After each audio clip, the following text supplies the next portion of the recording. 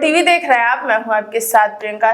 देखिए, सीएम नीतीश कुमार को धमकी देने वाला पाकिस्तान का कुख्यात डॉन शहजाद भट्टी को अब पटना पुलिस के साइड से एफआईआर हो गया है शहजाद भट्टी पर। और पटना के डीजीपी विनय कुमार ने बोला है कि इस पूरे मामले की जांच की जाएगी। इसी विषय पे आपको और भी ज्यादा जानकारी देंगे हल्ला बोल टीवी के संपादक दीपक शर्मा। बिल्कुल, एफआईआर तो होनी ही थी। उसने पटना जिस तरह से बिहार में दहशत मचाने की कोशिश की और नीतीश कुमार को धमकी देने का उसका इरादा बस खुद को फेमस करना है, कुख्यात करना है जी, नोटोरियस और ज्यादा नोटोरियस बनाना है। और इसीलिए उसने नीतीश कुमार को जानबूझकर धमकी दी इस मामले में। अब इस मामले में पटना के साइबर थाना में केस दर्ज किया गया है और बिहार के डीजीपी विनय कुमार ने कहा है, पत्रकारों ने जब उनसे पूछा इस बारे में, जो प्रसारित वीडियो है इसके बारे में, तो डीजीपी विनय कुमार ने कहा कि जांच की जिम्मेदारी साइबर पुलिस और गांधी मैदान थाने को दी गई है।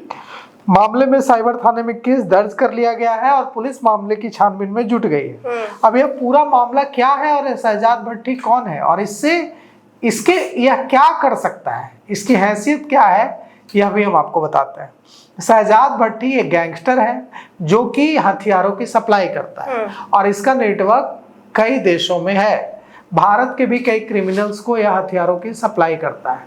इसने हाल ही में पंजाब में एक बीजेपी नेता के घर पर ग्रेनेड से हमला कराया था और उसके बाद उसकी जिम्मेवारी भी ली थी।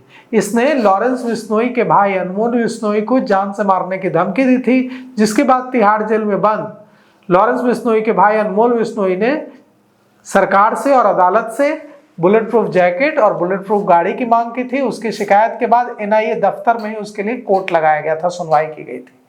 अब यह बताते हैं कि इस मामले में शहजाद भट्टी क्यों कूदा।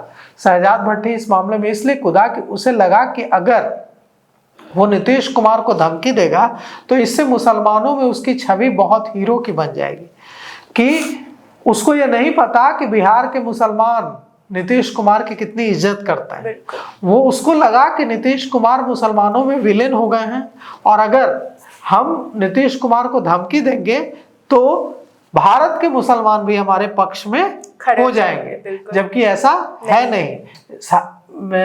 जो सांसद हैं पूर्णिया के, विपक्ष के सांसद हैं पप्पू यादव, सबसे ज्यादा सरकार पर अटैक करते हैं। लेकिन इस मामले पर पप्पू यादव का बयान आया कि यह जो नीतीश कुमार ने जो पूछा कि ये क्या है जी, और जो उस बच्ची का हिजाब हटाया, यह पिता और पुत्री वाला भाव है।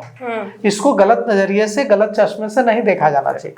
अब देखिए, शहजाद भट्टी ने सीएम नीतीश कुमार को धमकी दी, कहा कि वीडियो जारी कर कहा कि मुख्यमंत्री नीतीश कुमार सार्वजनिक तौर पर माफी मांगे, वरना बाद में ये मत कहना कि चेतावनी नहीं दी गई थी। शहजाद भट्टी ने ये कर दिया, शहजाद भट्टी ने वो कर दिया, चीखे मत मारना।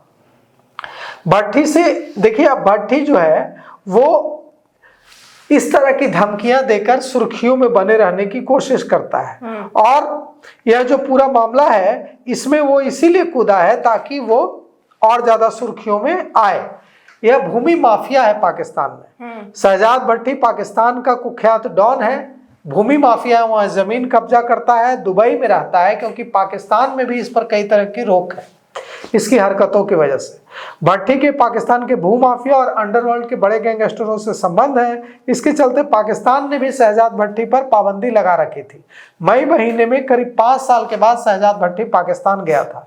वो फारूक खोखर जो कि कुख्यात माफिया है, उसका राइट हैंड है। उसका शहजाद भट्टी का नेटवर्क है यूरोप में, यूके में, अमेरिका में, कनाडा में, पाकिस्तान में और दुबई में। यह हथियारों की तस्करी करता है और चीन, अमेरिका, रूस से मंगवाता है हथियार और वो हथियारों की सप्लाई विभिन्न देशों के अपराधियों को करता है। भारत में भी कई अपराधियों को यह हथियार की सप्लाई करता है। भारत के क्रिमिनल भी, कई क्रिमिनल के बारे में भी कहा जाता है कि वो शहजाद भट्टी से हथियार खरीदते हैं। ये हथियारों के साथ, मॉडर्न हथियारों के साथ अपनी फोटो सोशल मीडिया पर अपलोड करता है। शेर पालने का शौकीन है और शेरों के साथ अपनी फोटो डालकर खुद को बड़ा हीरो बताने की कोशिश करता है। लेकिन खबर है कि पाकिस्तान की पुलिस ने एक बार इसको जमकर पीटा था और इतना पीटा था कि ये उसके बाद बहुत दिनों तक पाकिस्तान गया ही नहीं।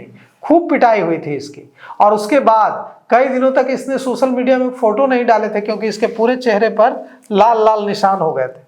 तो यह अब बाद में यह बहुत 5 साल तक दुबई में रहा छिपा हुआ, और यह चाहता है कि इसे सोशल मीडिया में अपना नाम फैलाने का बड़ा शौक है और वीडियो वायरल करने का बड़ा शौक है। शहजाद भट्टी खुद को पाकिस्तान का सिपाही बताता है और आईएसआई के इशारे पर काम करने की बात करता है, लेकिन इसकी हरकतों की वजह से सेना ने भी पुलिस को इसे पीटने का हुक्म दिया था और इसकी खूब पिटाई एक बार पाकिस्तान पुलिस ने की थी। यह अवैध हथियार, हैंड ग्रेनेड, ड्रग्स आदि की तस्करी करता है और दुबई में काफी समय तक छिपा रहा है। सिद्धू मूसेवाला हत्याकांड में भी इस पर आरोप है कि इसने ही दिए थे हथियार लॉरेंस बिश्नोई गैंग को सिद्धू मूसेवाला की हत्या के लिए। यह युवाओं को मोहरा बनाता है उन्हें, और हाल ही में इसके 3 आतंकी दिल्ली से गिरफ्तार हुए थे। दिल्ली में नवंबर में महीने में ही 3 आतंकी दिल्ली से गिरफ्तार हुए थे, जिनके बारे में जिन्होंने दिल्ली पुलिस की पूछताछ में स्वीकार किया कि यह शहजाद भट्टी के मॉडल के लिए, शहजाद भट्टी के गैंग के लिए काम करता है। अब पटना पुलिस ने इसके खिलाफ FIR दर्ज कर ली है साइबर थाने में, और गांधी मैदान पुलिस और साइबर थाने की पुलिस इस मामले की जांच कर रही है। शहजाद भट्टी, भारत के हाथ इतने तो मजबूत जरूर हैं कि शहजाद भट्टी दुबई में हो या अमेरिका में हो या यूरोप में हो, उसे सबक भारत सिखा सकता है। सुना आपने। देखिए, बिहार के DGP विनय कुमार ने इन पूरे मामले को लेकर जांच का आदेश दे दिया है। अब ये जांच कहां तक पहुंचती है ये देखना दिलचस्प होगा। हालांकि इन सब को लेकर आपकी क्या राय है कमेंट बॉक्स में बताएं। फिलहाल इस पेशकश में इतना ही। आगे की खबर देखने के लिए बने रहे हल्ला बोल टीवी के साथ। धन्यवाद।